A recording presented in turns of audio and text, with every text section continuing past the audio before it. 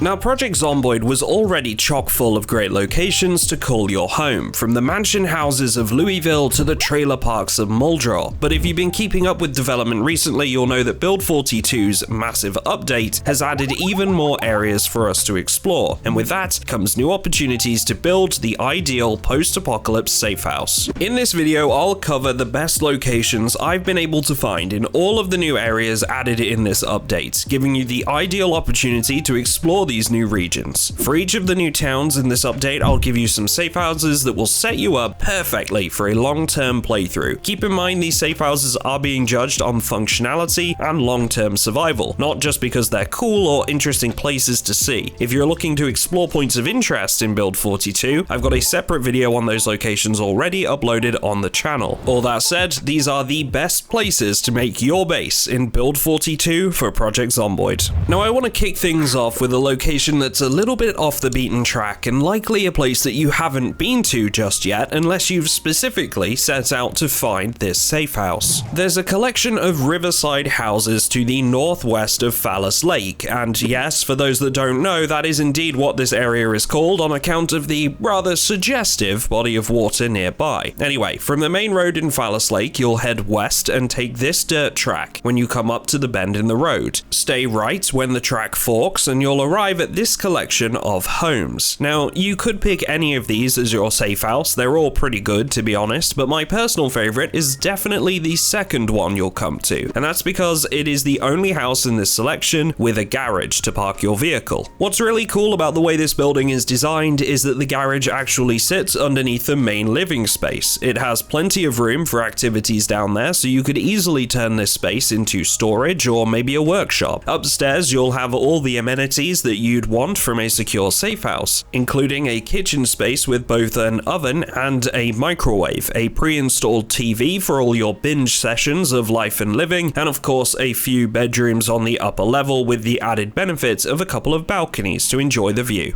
With a natural running water source right outside, you'll have a great chance to secure some long-term food stocks through fishing, and of course you'll have a constant supply of water for any crops you decide to grow. The downside of this one is of course that it is relatively isolated in its location. Fallus Lake is a small town, so while it may come with some great looting spots, like a bookstore, gas station, hardware store, and rural farming supply store, you will get through it fairly quickly and end up making loot runs much further afield if you decide to make this your base. One final thing here before we move on, and this is more just a little tidbit of lesser known information. If you were to take the left fork on the dirt road, you'd actually come across this cabin, which is rumored to be a reference to the cabin from the cult classic film Evil Dead. Okay, so with our only location in Fallus Lake out of the way, we can move on to one of the brand new areas in Build 42, and that's Brandenburg. I've got a couple of different suggestions for you for this area. First up is this large farmhouse located southwest of town along a country road. Now, I know this one is a little bit of a drive from the action that you can find in the town center, but it comes with a whole host of benefits that should make your life at home so much easier if you can get yourself a car relatively early and drive out here.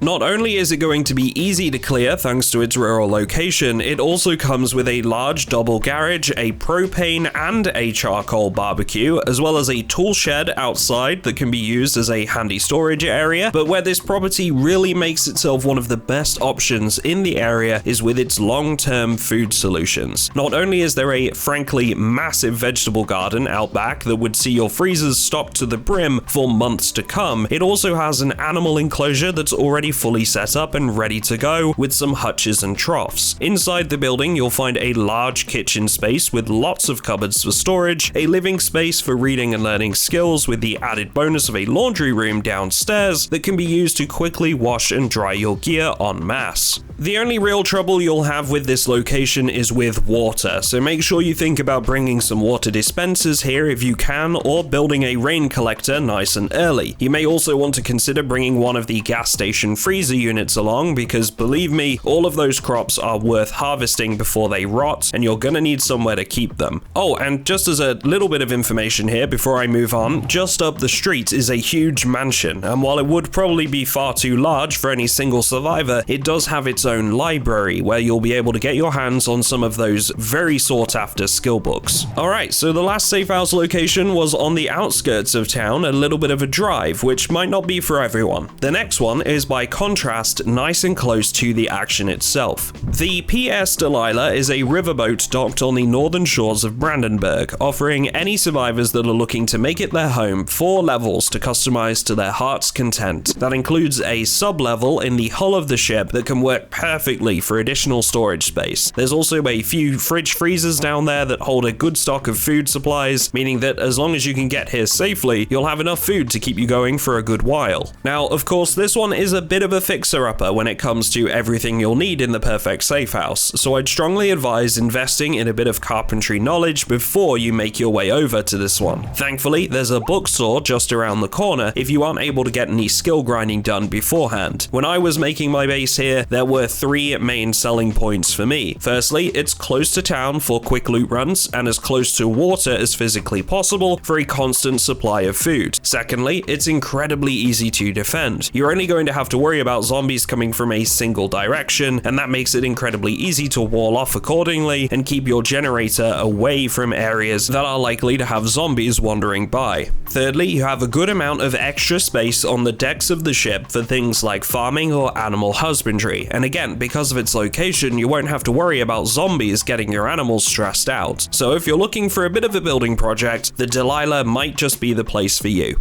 That's assuming you can get rid of the hordes of undead that will be waiting outside, of course. We're making our way south of Brandenburg for the next safe houses in today's video, over to the town of Ekron, which hugs the western border of Knox country. There's a couple of locations in this area that are absolutely up there with my favorites on the map right now, and we're kicking off with one of those. There is a large farmhouse located northwest of Ekron, right up against the edge of the playable area, that has just about everything you would need for a safe house, including an already built exterior fence. You've got a grand total of 2 entrances to defend at this location, and only one that you actually need to build a gate for. If you can do that, you'll have access to a double garage, a water well so you can start growing your own crops with ease, and 2 different areas for you to keep animals. Sure, there's no body of water for fishing, but if you're keeping animals here, you're going to have a pretty reliable and consistent source of food anyway. The main building itself comes with both a fireplace and an antique stove, so when the power goes out, you've already got solutions for consuming less gas from your generators. This is without a doubt one of the best safe house locations on the map right now as far as I'm concerned, with lots of extra room for activities and a really solid interior design that isn't too much for one person to manage, while still giving you access to a bunch of the stuff you'll need for long-term survival. Now, if you're not really into the animal husbandry parts of Build 42, then I've got good news for you, because there's a very similar building a short drive to the east of Ekron that is practically the same design as the place we just looked at, except they've traded the double garage for a single and have installed a small greenhouse. The biggest difference though is that right outside your front doorstep, you'll have somewhere to fish with a built-in jetty as well. For those that aren't familiar, fishing at least 7 tiles from land will give you higher chances of catching medium or large fish, and will have them bite faster on average, so this is a bigger deal than it might first appear to be. You'll retain the antique stove and fireplace with this property. There is a water well, a small campsite with a propane barbecue, a chicken coop, and the aforementioned single garage that trades out some of that space for a workshop or storage area. On top of all this, a short walk across the river will reveal a nearby sheep farm for additional produce. The property has one last trick up its sleeve, with a spacious basement ready to be converted into whatever you need to make this the ideal safe house. Overall, all of this comes together to easily make this location one of the best in this video for its features alone, with the extra benefit of being closer to other areas of the map like Echo Creek. Okay, so that's a couple of the locations on the outskirts, but in similar fashion to what we did with Brandenburg, I've also got one for you here that's a little bit closer to the action, meaning fewer long journeys just to get access to the loot you need. Actually, it's a choice of 2 safe houses really, located on the southeast corner of the main town. You'll find a cluster of 3 buildings here, but we're going to look at the top 2 because they have much more in the way of long-term survival equipment. Now, the lower of the 2 choices is much more easily fully defensible, with 3 out of the 4 surrounding fences being tall enough to stop any wandering undead from entering the area, leaving you with just 1 wall to rebuild later. You'll also have access to a small neighboring garage large enough for a single vehicle and a chicken coop to give you a steady supply of food as you stock up for winter. Oh, and there's a little coffee machine in this building which, thanks to build 42, is now fully functional if you weren't aware of this already. Now, this safe house does lack a long-term cooking solution, but thankfully for us, the building next door has a propane barbecue we can steal in order to solve that problem. Alternatively, you could just decide to live next door entirely. And while you would have an extra fence to rebuild and the chicken coop wouldn't be quite as easy to access, it does come with the added benefit of a fireplace that gives you a fantastic long-term cooking option and a swimming pool in the rear garden, which, if you weren't aware already, you can actually still cast a fishing line into and catch fish, as long as there's the usual signs of activity on the surface of the water. The biggest selling point though that this building has over its neighbor is the built-in basement, which gives you a bunch of room to turn into storage or possibly a workshop area. Whichever choice you make, both of these 2 buildings are good options. It's just about choosing what's more important to you.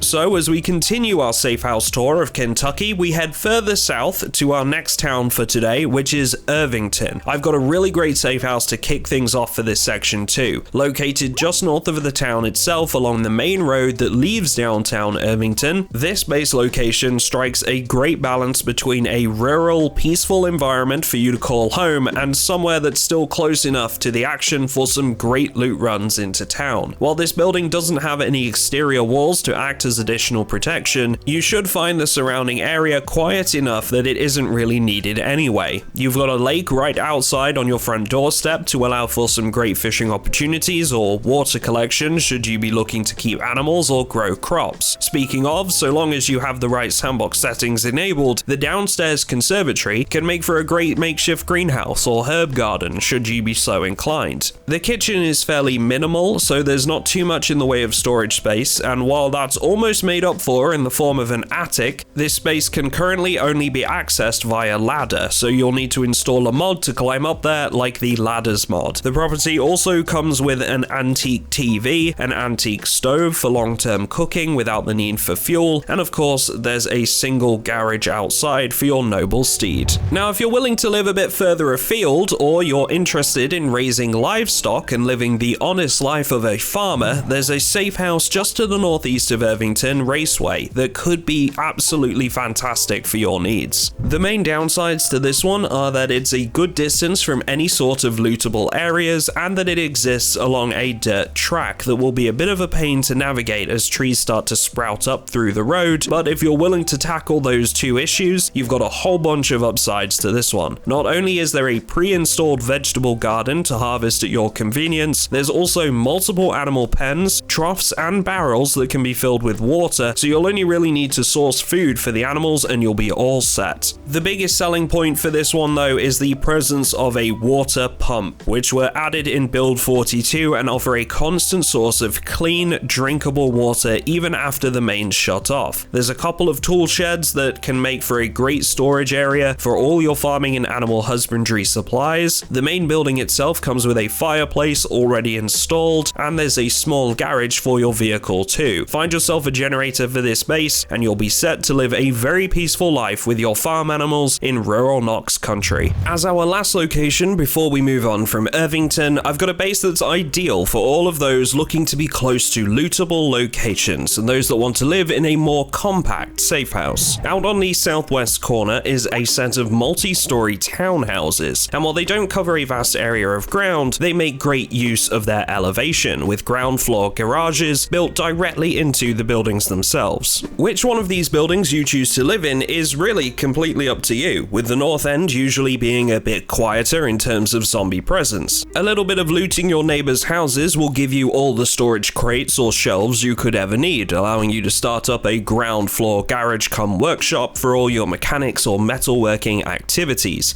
Most of these buildings come with TVs, and on the upstairs balcony you may even find a barbecue to help reduce your fuel consumption later into the game. Your main challenge if you choose to take one of these buildings as your own will be the zombies in the area you'll need to clear out and to solve your long-term food problems. Thankfully, just to your south south will be a range of storefronts, including a Gigamart that will give you the opportunity to grab some extra freezer space or shelving units, and a gun store that could help you clear out the surrounding area should you be able to find a propane torch or a sledgehammer to break through the metal barricades. It's also worth knowing that there's a hardware store to the east and a farming supply store deeper into town if you want to get some crops started. As a quick little tip before we move on, there's also a public swimming pool very close by to the north, which in the current version of the game can actually be used for fishing, which I know isn't very realistic, but it does get the job done. Now we're off to an area of the map that I think deserves a lot more love in our next segment, one that I honestly don't think a lot of players will even have visited since Build 42 dropped. This is Dark Wallow Lake, located directly south of Rosewood and March Ridge, or east of Irvington. Due to its remote location, a good distance away from the various spawn areas, it's definitely lower down on the popularity scale, but that doesn't mean it has no safe houses for us. In fact, it's got some really good ones if you're up for living a more rural lifestyle that challenges you to survive on fewer lootable locations and rely more on your survival skills. Now, assuming you're coming into Dark Wallow Lake from the direction of Rosewood and March Ridge, the very first building you'll come to will be your first opportunity for a fantastic place to call home. This gas station on the northeast corner of the lake will give you a great head start for this area of the map, coming with the obvious gas pumps, which of course give you one less thing to worry about long term, a built-in storage closet with shelves already installed, and even a basement with a small bedroom and some extra floor space to turn into whatever your heart desires. There's a TV on the ground floor for all your life and living binge watching sessions, and one thing I like to do with this particular building is turn the fenced-in backyard into a makeshift garage or farming space. As for nearby looting opportunities, this is where Dark Wallow Lake definitely suffers, making you rely a lot more on survival skills. That said, right across the street is a bait and tackle store that will give you a great leg up for this scenario and supply you with many of the tools you'll need to start stocking the freezer for winter with the help of the large body of water just to the southeast of where you'll be basing. Now, if you'd prefer to live in more lavish surroundings than our last base location in this video, perhaps the mansions along the southeast side of Dark Wallow Lake will be more to your taste. To be honest, almost all of the properties along this stretch of the lake are good choices for a safe house, so it does come down to which one is your personal preference at the end of the day, but my favorite has to be this one. It comes with a single garage installed directly into the building with a laundry room attached, a fireplace for late game cooking, and while you may have a bit of work to do on one side of the fence line in order to secure the area, it really is quiet around these parts of the map, so it won't need to be an immediate priority. Where this safe house option really excels though is in not just offering you a lake to fish in, but a small jetty to fish from. As I mentioned earlier in the video, you're more likely to catch large or medium-sized fish when casting at least 7 tiles from land, and you'll get bites more often too. So this is a big bonus for a building like this to have when it's in such a remote location. Okay, so that brings us nicely to our next location in today's video, one that by now I'm sure many of you have taken a wander through on account of it being a new spawn location in Build 42. This is Echo Creek, a rural farming town that offers some great opportunities for those looking to try their hand with the new livestock mechanics or just create their own farm. With that in mind, it seems only right that our first safe house location offers us a farmer's lifestyle. A bit of a drive to the northeast lies this farmhouse, and while you almost certainly need a vehicle to get here, the journey is definitely worth it. Not only does the main building have 2 fireplaces, built-in storage rooms, and a host of bedrooms to choose from, you'll also have access to a pre-planted garden of crops that's certain to give you a good stock of vegetables for the winter, and a water well to ensure you can replant more crops once you finish the first harvest. Just next door is a large barn structure that seems to have been repurposed as a distillery, complete with an upstairs bar area, but honestly, I'm sure you could turn this space into just about anything you'd want to, such as a garage or workshop. Last but by certainly no means least though, there's space to keep some livestock of your choice, troughs to feed them with, and a storage shed for all your tools, feed, and fertilizer. Another location that's a bit off the beaten track but offers a couple of really good long-term survival options as a trade-off. Now, if you were after something within Echo Creek itself, there are few better options available to you than the gas station located on the north side of the town, right beside the river. This location has been incredibly popular with survivors since the day Build 42 launched, and you can see why when you start to take a look around. Aside from having direct access to both the gas pumps, you'll also have a double garage to park your vehicles with a good amount of storage space and worktops should you wish to train your mechanics skill in peace. There's a fenced off outdoor area that is perfect for use as a garden or for keeping small amounts of animals, not to mention an entire basement underneath the building that is ripe for a transformation into just about anything you could think of. Thanks to the ice freezer out front, you'll also have a head start on preparing food for the winter, and to top all of this off, there's a decent sized living space upstairs. There may be a little bit of clearance work needed on this one, but to be honest, Echo Creek isn't a busy place at the best of times, and as such, living closer to the town center isn't exactly going to leave you dealing with hordes of the undead. Just keep in mind that Echo Creek itself isn't swimming with loot either, meaning you'll likely have to make some longer excursions as the weeks and months go by. So we've taken a look at a location north of Echo Creek, we've taken a look at one in the middle of Echo Creek, next we're traveling to the south of town to check out a potential base with a dark twist. This is the Unusual Farm, and believe me when I say it lives up to its name. To get to this location, you'll need to head south out of town and then follow the road southeast until you cross the river. Alongside the main road, you should come across a small vegetable stand beside a dirt path. Follow this path and you'll come up to a large fenced off compound with multiple structures inside and more than likely quite a few zombies for you to deal with too.